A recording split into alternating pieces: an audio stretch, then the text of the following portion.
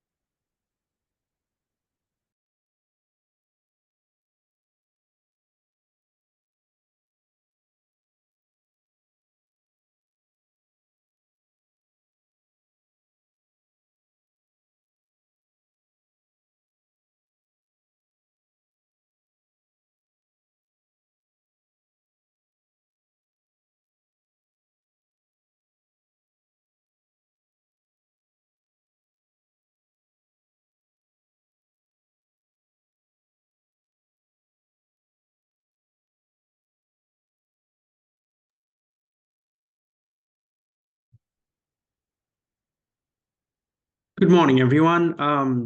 Thank you for joining us today this morning for another roundtable for BEAD challenge process. I'll just give it a few more minutes to see if we have, seems like there are a few more people attending, and we'll start very shortly.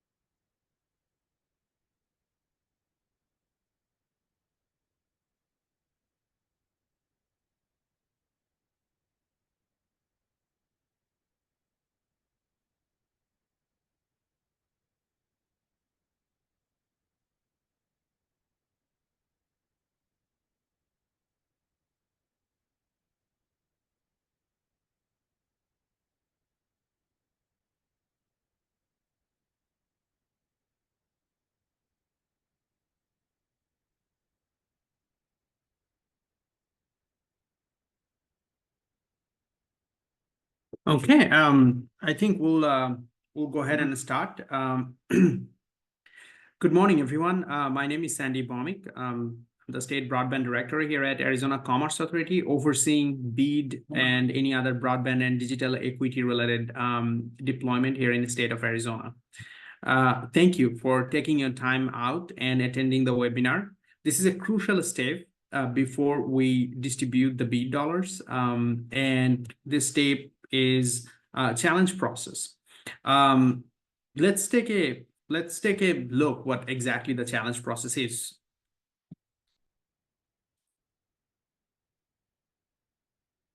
So the BEAD challenge process is a vital step because it determines the location and the community anchor institute within Arizona that are eligible for BEAD funding. If you remember, we have close to 300,000 addresses in Arizona, which is served or underserved. So all the BEAD dollars were allocated based on this number. However, before we distribute these BEAD dollars for unserved, underserved location and the community anchor institute, as per our volume 1, we have to make sure that all these addresses are actually served or unserved or underserved. So a resident can take certain kind of test or challenge the state if it was mistakenly marked as served in the map. An ISP can dispute that, and there are processes in place to make sure that we are going through another round of verification before we distribute the BEAD funding. So it's a key step towards achieving the BEAD goals, the universal connectivity. All served location, underserved location, and eligible CI need to properly identified in order to achieve the universal connectivity for BEAD program here in Arizona. Improve the quality of data. So it's a evidence-based, fair, transparent, and expeditious BEAD challenge process as outlined in the NTIA NOFO and challenge process policy notice. It helps ensure that we have the accurate result and efficient process and efficient allocation method for the $1 billion Arizona received. This is also a way to gather information before running the subgrantee selection process. Apparently, this is the last step before we start distributing the money in summer this year. The subgrantee selection process cannot run without verifying that we have the accurate and comprehensive map of BSL, unserved and underserved BSL, and the CAIs. So who can submit a challenge? So as per the NOFO, Arizona Commerce Authority, State Broadband Office will only allow the permissible challenger from the following entities to submit challenge in the BEAD challenge process. Unit of the local and tribal government. So if it's a town or city or county, or local economic development organization, or COGS, or tribal government, they can register and they can submit a challenge. Broadband service provider, definitely, and the nonprofit organization. So if you are one of these, if you fall under one of these categories, you will be able to register and you will be able to submit a challenge. Every registration will come through the State Broadband Office. So State Broadband Office will review those requests before approving you in the challenge process portal. So there will be a verification method to make sure that we are following the guidance from NTIA. Now, a question we always have, like especially when we host a webinar, we always get a question: what's the difference between this challenge process and the FCC broadband challenge process? So this is a challenge process for the availability or kind of data we already have on the map. So we will only allow challenges on the following grounds. So BEAD eligibility determination for broadband serviceable location. That means identifying properly served, unserved, and underserved location if that was mistakenly identified in a different way. Enforceable commitment for existing BSL. This is a huge point. So the state of Arizona didn't directly receive, but there are a lot of part of federal funding where the money was given to different ISPs here in the state. That include RDOF funding, that include USDA funding, that include EACAM funding, and other federally funded program.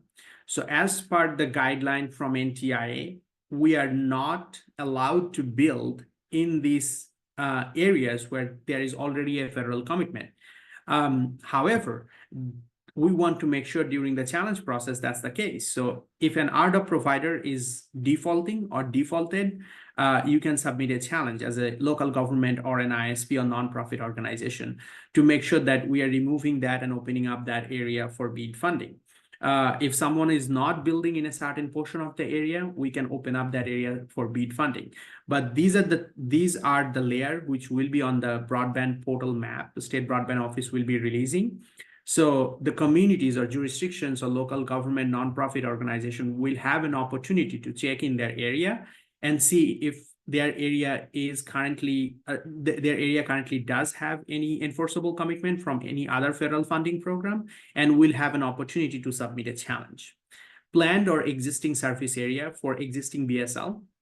So if an ISP is already building a network in your area, and they will be done by June 30th, 2024, this year, those will be considered as a planned or existing surface areas for existing BSLs. So we will not be building a network where there is already a private investment, So you can also submit a challenge, or ISPs will update those areas. You can submit a challenge as a local government as well for your area.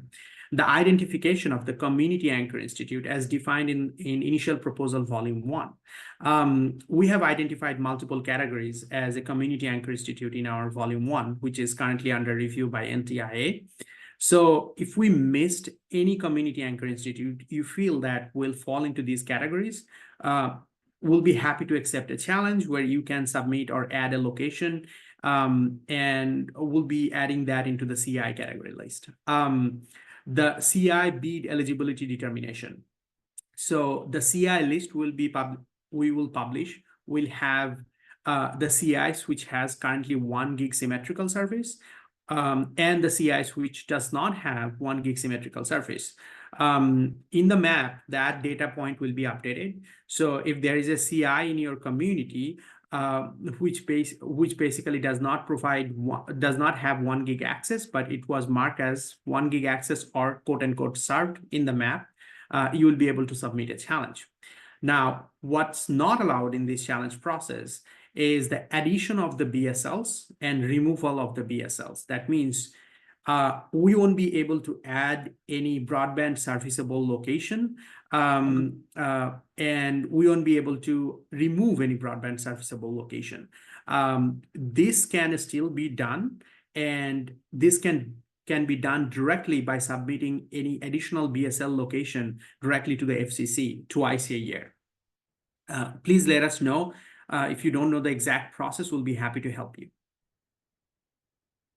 Let's look at the timeline. So this is a tentative timeline as of today. And what we are planning at this point that we will complete the challenge process into kind of like 5 phases. So as per the NTI guideline, we have to post the eligible locations of unserved, underserved, and community anchor institute on our website, as well as some other training documents, other supporting document, how communities can take a challenge. Also, these webinars are part of that. These webinars will be recorded and it will be posted on our website. There will be continuous effort in month of March, April, and May. We'll be hosting the BEAD roundtables and we'll be talking about challenge process. So we want to make sure there is enough resources out there, or we are answering your questions. As I mentioned, that our volume 1 is still under review and volume 2 is still under review by NTIA. Without the volume 1, we won't be able to start the challenge process. I want to repeat that without the volume 1 approved from NTIA, we will not be able to start the challenge process. So we came up with a tentative timeline. So on March 1st, assuming that our volume 1 will be approved somewhere between this time to March 15th, on March 1st, we will open up the portal. You as a local government will be able to register and have a look in the whole statewide map, what we developed for this challenge process. We are thinking that around February 25th, around that time, we'll be publishing the list of unserved location, underserved location, served location, community anchor institute which have 1 gig symmetrical service, and also the one which does not have 1 gig symmetrical service, the training documents, and some narrative about how to submit challenge process, and of course these training videos. We are hoping to start the challenge process on March 15th. That's where the challenge process window opens right here. Now, if you read our volume 1, you will notice that initially in our volume 1, we planned the challenge process in a 90-day window. We kept 30 days for the challenge process, 30 days for the rebuttal, and 30 days for our office to execute or make a decision on those challenge process. So, however, we updated that decision based on the public comment we received, and now we have 60 calendar day for the local government, ISPs, and nonprofit to submit a challenge, which is definitely 1 month more than what we planned initially. So we have 60 calendar days to submit a challenge. So if we start on March 15th, we'll most probably end the challenge process on May 15th-ish. And then there will be 15 calendar days for the ISPs to submit a rebuttal. So all the challenge process definitely will be routed to the ISPs. Any ISP which is getting challenged, they have to review that challenge and they will have 15 days to respond to us.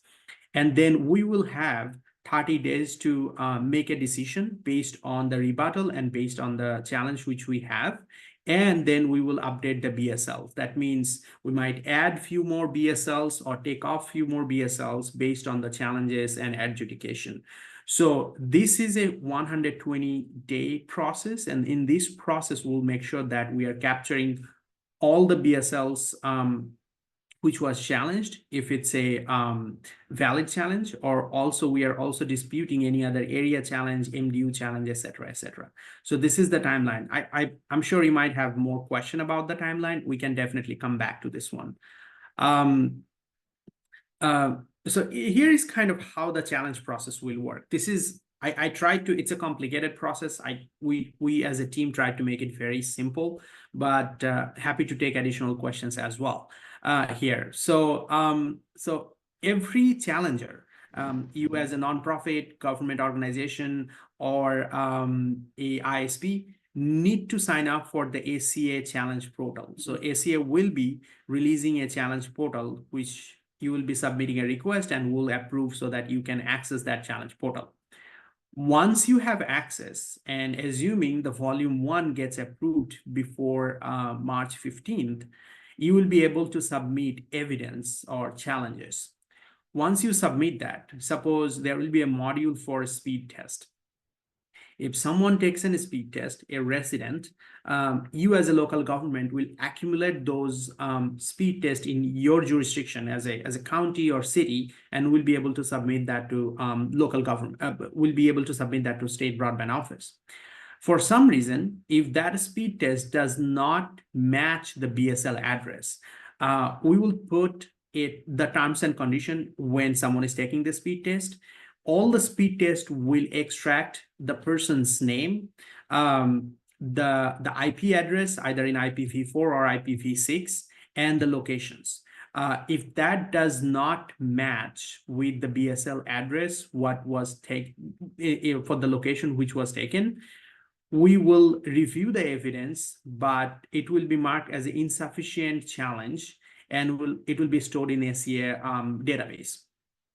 We will not delete a single challenge process or single challenge taken, even though it's incomplete, because of the transparency process, which is a NTI and No4 requirement. We have to post all these, any challenges we are receiving on our website. So even though the incomplete challenges are going to be there for future analysis or any kind of future dispute, if that happened. So all the challenges, even though if it's not a full challenge or the challenge did not meet the requirement, will be all stored here at ACA database.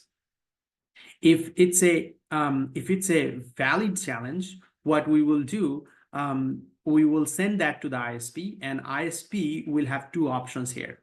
One, ISP can respond back with a rebuttal document, or ISP does not respond in 15 days. If the ISP does not respond in 15 days, we will open up that particular BSL for broadband funding.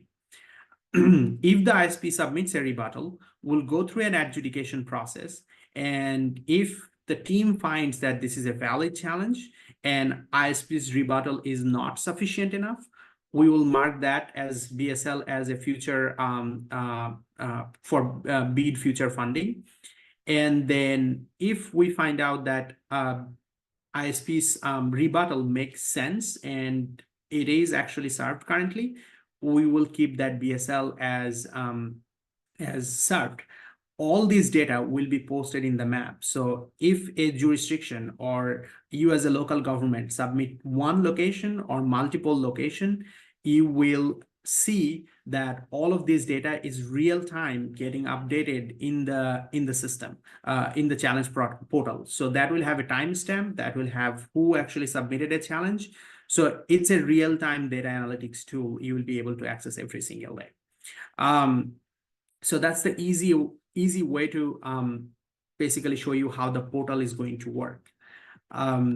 So There are few steps we are taking to make sure that the challenge process is transparent, evidence-based, fair, and expeditious. So we will publicly post the documentation explaining how the challenge process when NTI approved our volume 1. We are trying to post that before NTI approves volume 1. So please stay tuned. We will send you a link for that and for the website. And we will publicly post all submitted challenges and rebuttals before the final determination are made. So if we go back here in this timeline, right here, after the rebuttal phase, we'll post all the challenges and all the rebuttal data before we make a decision in these 30 business days. We will host a public-facing website on which all required documentation will be posted. We will ensure the protection of personally identifiable information and proprietary informations are must, and we are not publishing that. And we will, in this whole process, will actively inform the unit of local government, relevant nonprofit, and ISPs about the process and its deadline. So we'll keep hosting these webinars every single month. And I do understand that will be a lot of repetitive information in every single webinar, but this is our way to make sure that you are fully informed and you are fully involved in this process. Let's have a quick look of what type of challenge you can submit as a local government. So the first one is availability. So if broadband service, if in a map it says that there is a certain broadband service available in a location or in a multi-dwelling unit, but that's not the case in real life, you will be able to submit a challenge. This challenge can be submitted also as a bulk. We'll talk a little bit more about it. So what can be submitted as part of this? What can be submitted as part of this challenge? A screenshot from the provider webpage. So a lot of provider will have a sign up page where you can type the address, and it will tell you if that location will be served or not. A service request, if something you requested in last 180 calendar days and the service was not connected, you can provide that as a screenshot if you have an email. Lack of suitable infrastructure, if you see that there is no pole or there is no fiber attached to your pole, but the location says it's served by this ISP, you can take a picture and submit that. A letter or email dated within the last 365 days that provider failed to schedule a service installation or offer an installation date within 10 business days of a request. Or a letter or email dated within the last 365 calendar days indicating that the service provider requested more than the standard installation fee to connect the location, or that a service provider quoted an amount in excess of the provider's standard installation charge in order to connect the service at this location. So service provider shows that the location subscribed. So service provider, once you submit any of these data set and submit a challenge as a local government, it will be rerouted to the ISPs. So the service provider shows that the location subscribes or has, the service provider will be able to submit few data as well to dispute these challenges. So service provider can show that the location subscribes or has a subscriber over the last 12 months. So they can submit a copy of the customer's bill. If the evidence was a screenshot and believed to be an error, they can send their network management tool and the customer CRM database to show us that they are serving in this location. And also the service provider will submit an evidence if that location was wrongly identified or mistakenly identified as served, but there was no service. If the service provider within that 15 days can identify that now that particular location can be connected with a standard installation, that location can be rebutted. That challenge can be rebutted. Then comes to the speed. The actual speed of the service tier falls below the unserved and underserved threshold. As you probably know, the BEAD funding allows us, the speed threshold for the BEAD funding is 100 by 20. Anything less than 100 by 20 is unserved and underserved, and anything less by 25 by 3 is unserved. So if the speed test, which resident or Arizonan will take, falls below 100 by 20, and that location will be marked as unserved or underserved in the map. So this will be a speed test by the subscriber showing insufficient speed and meeting the requirement of a speed test. Service provider can show their network management system because it's a real-time data, and send us data to make sure that the speed test data was recorded in a not in a proficient manner. There are requirements how speed test data will be collected. The subscriber has to take 3 tests in a 3 different day during a certain time frame, and then need to be submitted to State Broadband Office for considering that as a valid test. One test will not determine if that location is unserved or served. Same thing for latency. It will be determined by the speed test. When a subscriber is taking a speed test, that shows latency as well as upload or download speed. Same thing, service provider can provide a screenshot of their network management tool, which shows the exact amount of data is getting delivered into that address via fiber or cable or fixed wireless, and that can be submitted as a rebuttal. Data cap. If an ISP is proposing an unreasonable capacity of data cap, you can take a screenshot from their webpage and a description are submitted, that can be submitted to the State Broadband Office. I just want to highlight one thing, that data cap is definitely not allowed when it comes to BEAD funding. So if you have an ISP in your area or serving your jurisdiction has data cap, that is definitely will be considered as a valid challenge. So if the service provider in next 15 days update their terms and condition and take the data cap off, then we will keep that location as served. Otherwise, it will be marked as unserved. The technology. If for some reason you are a household in a particular area or a segment or a census block is getting connected to a technology which is not reliable broadband delivery as per the State Broadband Office, using as an example, probably a satellite communication, probably a unlicensed fixed wireless. As per the State Broadband Office, fiber or any cable connectivity which delivers more than 100 by 20 is reliable broadband delivery for BEAD funding. Also, the fixed wireless using licensed spectrum will be a reliable broadband delivery. Any DSL, if you look into our volume 1, is not accepted regardless of its speed as a valid broadband delivery method for the BEAD funding. So the customer can or subscriber can take a picture of the CPE, their modem, and send it to us or upload that into the portal, and that will be considered as a valid challenge. If a location is residential, but the ISP is only providing business services, then that is a valid challenge as well. The reason it's a valid challenge because the cost of business service is way higher than a residential service. So we can definitely update that in the map, mark that as a residential. These are the 2 most important category we can talk about.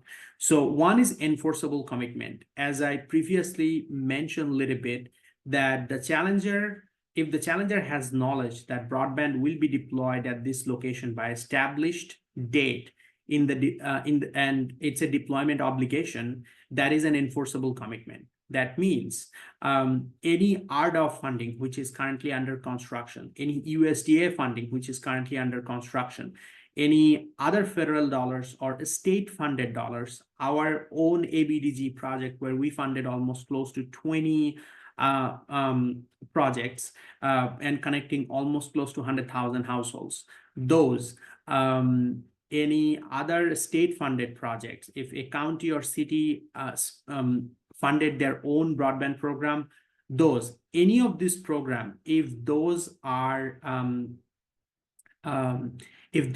delivering more than 100 by 20 a speed over more than 100 by 20 speed threshold and using a reliable broadband delivery method like fiber, cable, licensed fixed wireless, then those areas are not going to be available for BEAD funding.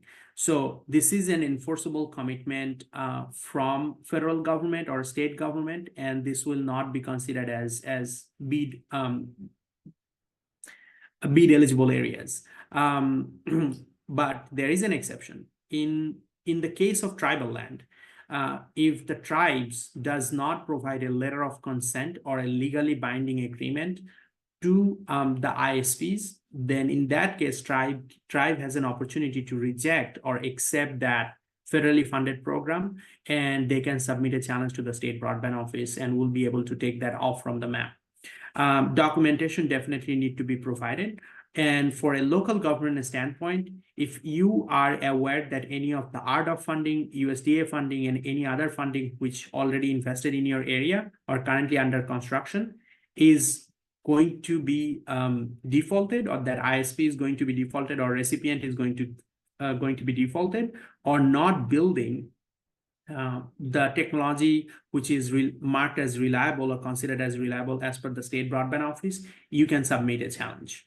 For the planned service, it's almost the same thing, but just with the with any kind of private investment.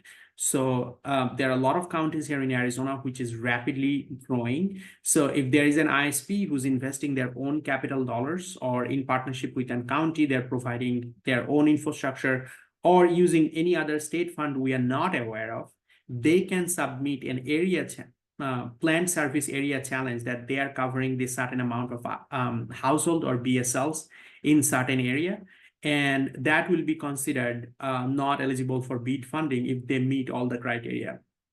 Just because if they submit an area with certain number of BSL, it will not get automatically accepted in the state broadband system. They have to provide few agreements or few documentation before they make sure this is a valid challenge. Some of those are construction contract, they are permitting contract, engineering designing, or their communication with the city or local jurisdiction for permitting, invoices to the contractors. There are a slew of evidence need to be submitted along with this challenge, and it will be published on the state broadband website that what documentation they need to submit. If for some reason you have knowledge that there was a planned service area, but they're not building anymore, you as a local government will be able to dispute that challenge or submit a rebuttal to that challenge. The last two category is location of CAI and not location of, and location is not a CAI. So as I mentioned that there are CAI categories classified into our volume 1. If those locations, if there is a location in your community which you feel like fits into that category, you can submit that location as a CAI. And if there is a business location which is currently identified as CAI, you can also submit a challenge mentioning that this is not exactly a CI, this is a business or some other institution, which is not a CI, and we will update the map based on that. So these are mostly the 11 categories where an eligible entity can submit a challenge. Today's session was a primer. We'll be hosting more and more of this session for next upcoming month of March, April, and May. So I'll take any question at this point, and we'll go to the chat. And I would also like to highlight our federal program officer from NTIA, Nicole Umayam. She's in this call. So Nicole and I will take questions now. If you have any question, feel free to ask, and we'll be able to answer those questions based on our ability.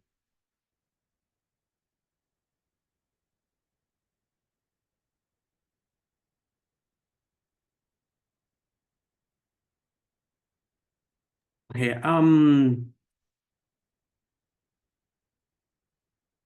okay, I got few questions. So Nicole, are you online? Oh. Hey there. Okay, perfect. Nicole, before taking question, I don't know if you want to share your screen, or anything you want to add on top of whatever we have discussed. I think we can jump into questions because that was a pretty good overview. And when I start talking, I'm not always inclined to stop. So let's start with questions there, and then I can bring up some other points. Sure, that's what we need, because we need to make sure that communities are fully informed. So, Dennis, your question is, how do we know if they are already on ARDA provider? If they are already in, Austin, if I'm not wrong, I think your question is, how do you know if there is already a federally funded program or ARDA provider in your community, right?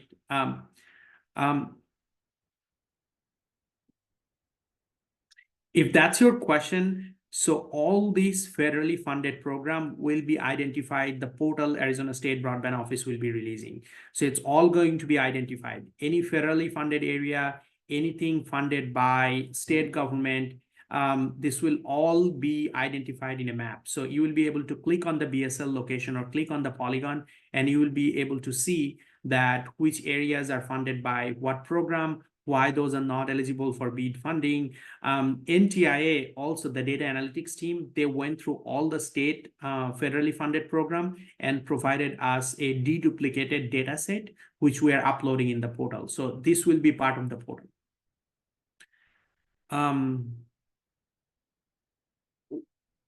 We got a question that when will the unserved maps be updated for the new FCC minimum speed 100 by 20? The map is already updated, Isaac. It's on the FCC. If you go to the FCC broadband map and select the criteria for unserved and underserved 100 by 20, and select the reliable broadband technology, which is all fiber or wireline connection and fixed wireless, licensed fixed wireless, you will be able to see that in the map. And our map, which we are publishing, the challenge portal, will also have the same layer. How will you determine location from the cellular-based home internet, satellite, and point-to-point microwave? Those are data which is publicly available right now, Isaac. So if you go to the FCC broadband map, you can filter FCC broadband map based on the cellular broadband service, satellite, or point-to-point microwave. There's a I can definitely share my screen at the end of the presentation, but that was I think we went through that process last year when we hold a couple of roundtables, but we can definitely do a screen sharing and show that. And we as a state broadband office has the NTIA, CostQuest FCC license, which gives us the whole data sheet, whole data in a spreadsheet, and we'll be uploading that into our portal as well.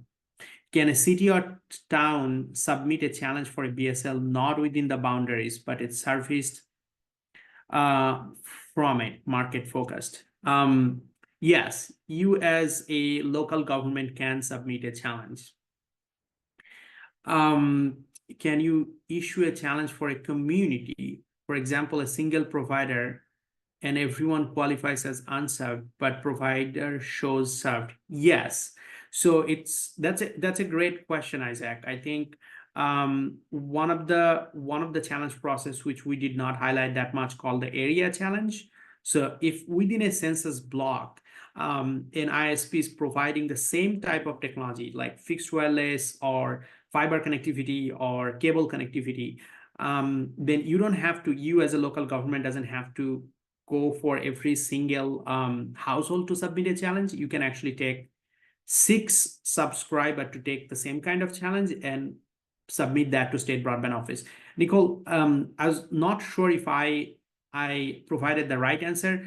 Isn't that how area challenge process work? So I see a question in here about if the area challenge is only for enforceable commitments or planned service areas or others. This is actually what's triggered by speed tests and availability as well. So we wouldn't necessarily expect it to see it for enforceable commitments or planned service. This would be for a census block group. That's how NTIA defines that area, and triggering a percentage of speed tests for that block group that could then flip that entire census block group. So Got it. you wouldn't need to have a challenge for every single household in that area. You would need to have a challenge for 80% of the households in that area or Yep. local. Using the same technology, right? If you're challenging it on that technology, yes. Perfect. Yes, this deck will be available for our download from ACA website, and this recording will be posted. Can a state special legal entity submitted under local government? I'm not sure. Nicole, is that something you would say like allowed? Like if it's a nonprofit organization, Isaac, I think it is allowed. It says, can a state special legal entity, SLE, submit a challenge under local government? Well, the registrant for the challenge portal has to be a local government or designee. Ultimately, the state is verifying those registrants. So if that's the case, then they would be an eligible challenger. But I'm not sure how Arizona is doing that in their portal, whether you're verifying through a .gov email address or giving local governments the option to indicate a designee. That's going to depend on how they set up their portal. Nicole, we are for the government entities, we are definitely looking into the .gov, and also we have database that who's from what local government. So we'll be able to verify that. For the nonprofit, they have to provide their registration with the state of Arizona, incorporation and everything, or if it was incorporated in a different state, they need to provide that documentation to get approved. Vanessa from CSA has one question, that if the ISPs will be able to see the entity or individual that submitted a challenge or will be challenged anonymous. So Vanessa, I know we discussed about it. Unfortunately, we'll have to post these challenges on our website for transparency purposes, and that's a requirement from NTIA. We have to, I think, without releasing any personal information as per the NTIA NOFO, we'll be posting those challenges, what was challenged and who was the challenger. Nicole, I don't know if you want to add anything. The result, so the sort of first listing that's already publicly available, and the results of the challenge process are listed. So you do have, Latin long information, you do have street addresses, but you don't have that tied to, who owns that property. Right. Someone asked what is a CI? CIs are the Community Anchor Institute. So State of Arizona adopted multiple categories and marked them as a Community Anchor Institute in Initial Plan Volume 1. And it's posted on our website. We'll be happy to post another link here so that you can have a full understanding. How do we reach the portal to register when the time comes? So if you are in our email list, or you are a nonprofit or if you are from local government, this information of registering for the webinar, registering for the portal, the documentation which we'll be publishing as per NTIA guideline, all of these email notification will go out directly to our stakeholder, to the local government stakeholder. Also, we are forwarding this to County Supervisor Association, as well as the county official, as well as the Leagues of Cities official, so that they can distribute that in between their member. However, you can always sign up for our update notification at broadbandazcommerce.com, and you will receive the same notification from our office as well. Where is the process for submittal of evidence for counties and cities, format and etc.? So that's one of the list we'll be publishing very soon. So the list I showed at the end of the presentation is just exactly what NTIA is telling us or creating a documentation. NTIA, that was from NTIA, but we are adding few more pointers in there and making more clarified statement what exactly we need from the local government when they are submitting a challenge. So those are all going to be posted on our website pretty soon. And we will send out an email so that you can access that document. Will that map be exportable into spreadsheet? Yes. So as a challenger, you can submit a challenge for one location, one single location, to up to 10,000 location. So you can create a polygon, you can draw a polygon, you can do drag and drop, and all this location will be selected. You can download that and submit a challenge by uploading a bulk document. We'll also post the bulk upload documentation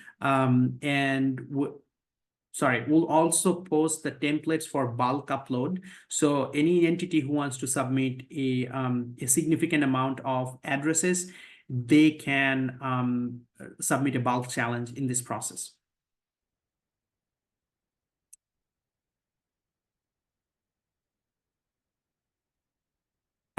If your local government has a consultant assisting with the challenge process, will the consultant be able to access the ACA portal to submit on our behalf?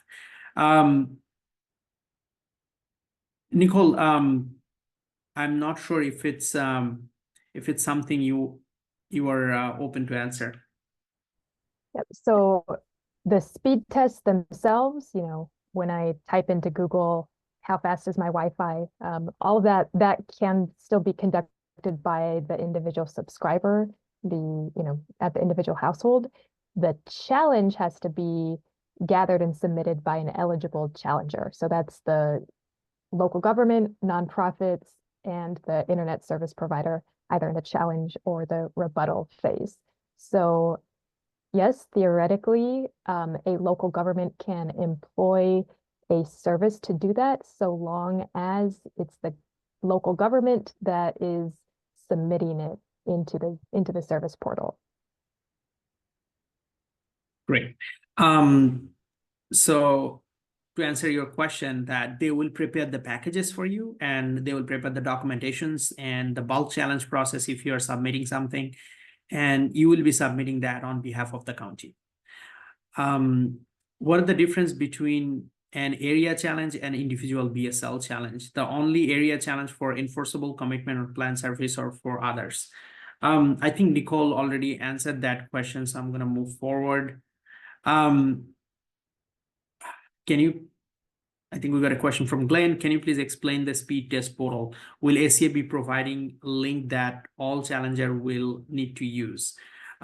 Yes, so there will be two segments on that portal. One is a speed test, which will be the OOCLA speed test, and OOCLA is certified by NTIA. So we are using NTIA certified 4 different speed test module: OOCLA, MLab, Fast.net, and I think I forgot which the other one. Nicole, feel free to help me.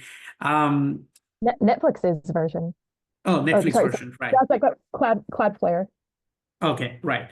Cloudflare. So we are going with OOCLA, and a part of the portal, which will be the speed test challenge. So the individual citizens or individuals can go into that challenge portal and take a speed test in 3 different days and submit that. However, that speed test data will not be submitted directly to the State Broadband Office just because they are taking it. If they take it properly, that will be stored, and a local government or a identifiable non-profit organization will be able to submit that challenge on behalf of that. As Nicole mentioned, that all the challenge need to be submitted by the eligible challenger. So as an individual, they are not technically an eligible challenger.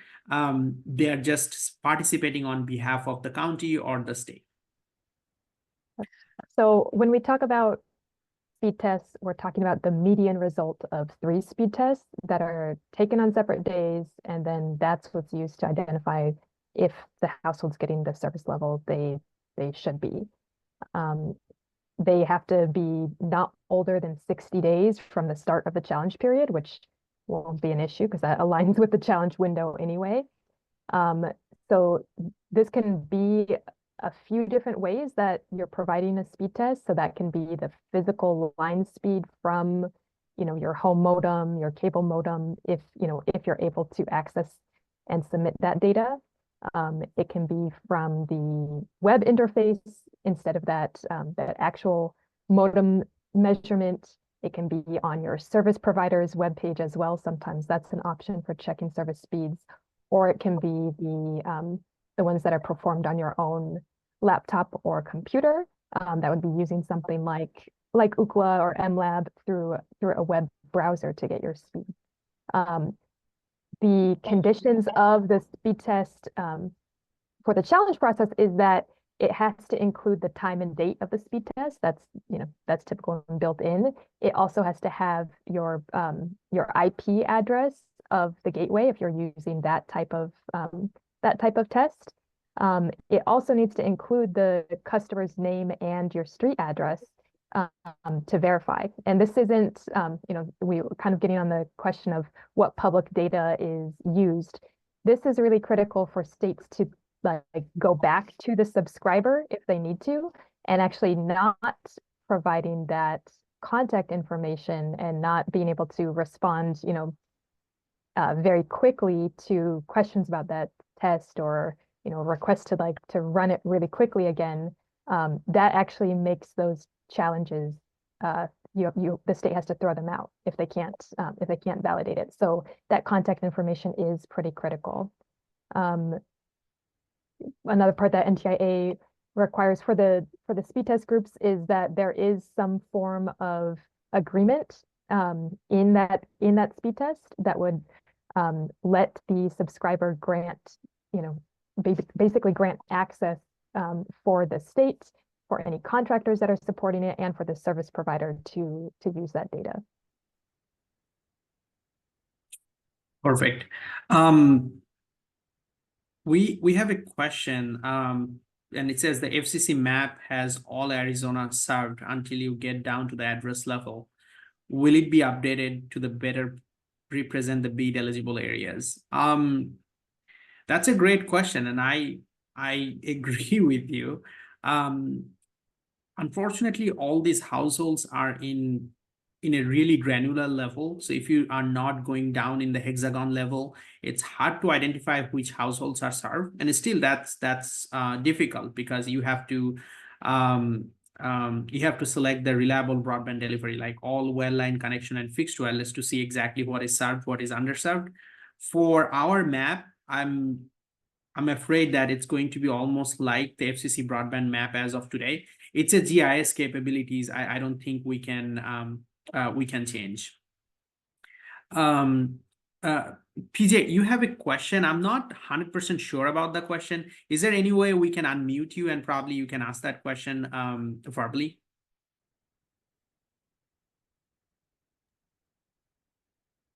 I think we'll have to upgrade him to a panelist. Here he comes. Oh, here he comes. Okay, perfect.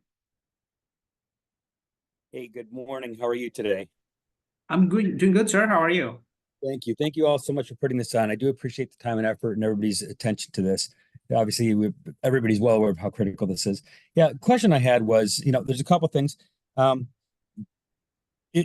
are the responsibilities for government, cities, counties, for the local agencies to participate in communicating with the public in this challenge process? Because when we look at the scope of requirements such as speed testing, frequency of that speed testing, photos, all this data that needs to be collected, we have a significant knowledge gap of those that have underserved access potentially already, even in areas with some service, on how to perform these tasks. What does that mean? How do they do that? How do they set their own schedule to do that? And then what's the minimum requirements of areas of participants in a region? So if I have one knowledgeable person in a community of 30, is that significant enough to say that that's a valid challenge because one house has demonstrated the need successfully, whereas the other 30 or 100 either unaware, not knowledgeable on how to participate? I mean, even in our elections, we don't get 100% people voting. So that's the most critical thing that people have an opportunity to perform. So how do we ensure that we have engagement at a maximum potential? And what's the responsibilities or options for cities and counties to engage with the public in a forum that that teaches them how to do this, what they need to do, and how they have to do it. So the messaging is clear of the importance this provides to getting funding and improving their own communities and their opportunities for education, healthcare, et cetera. I think PJ, that's a great question, and I want to answer your question by answering one thing. And sorry, folks, I think this is the last question. Unfortunately, we're going to take. And if you have additional question, feel free to email.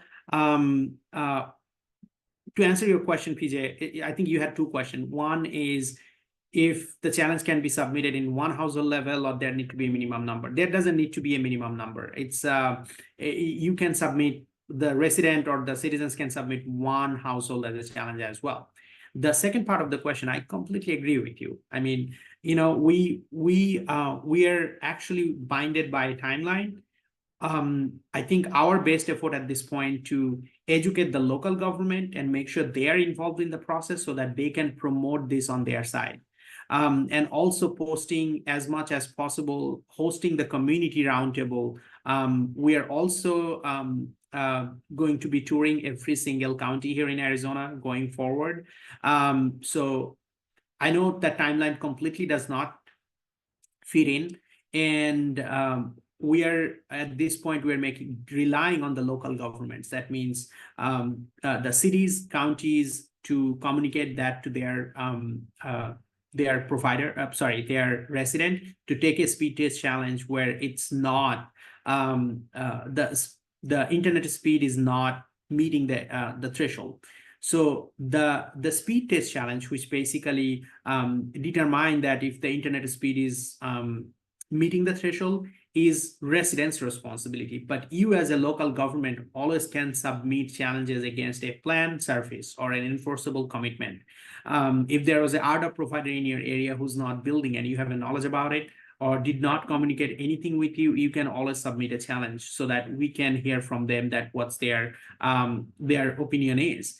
But for the speed test, I think I would highly encourage, we are trying our best on our side to educate the community, educate the citizens, and hoping the same kind of partnership and same kind of help from communities, county and city side as well, and also the tribal government side. Does that make sense, PJ? No, absolutely. Thank you so much. I do appreciate it, because that, this has been very, very helpful. That response, a couple of things that have come up for me now are kind of from a focal standpoint from the county. I'm going to look to create those discussion efforts, roundtables, maybe create video broadcasts, because that's might be low-hanging fruit. Reaching out to our local newspapers, publications, and our economic development teams, I think, are other alternatives. And those are a few thoughts that I have just from that quick comment. And I'm glad to know that there is no minimum requirement of thresholds for a number of houses, because obviously in rural communities, you may only have a handful of houses that exist. So yeah, absolutely. And if their option right now is currently a point-to-point that's serving them with a 225 or something that's not serviceable for them, then they would have the very much difficult potential in getting support if they were only the one of the 10 houses. Yeah, absolutely. And you as a county can submit bulk area challenge. But PJ, happy to take your questions offline. We can hop into a phone call and talk more about it.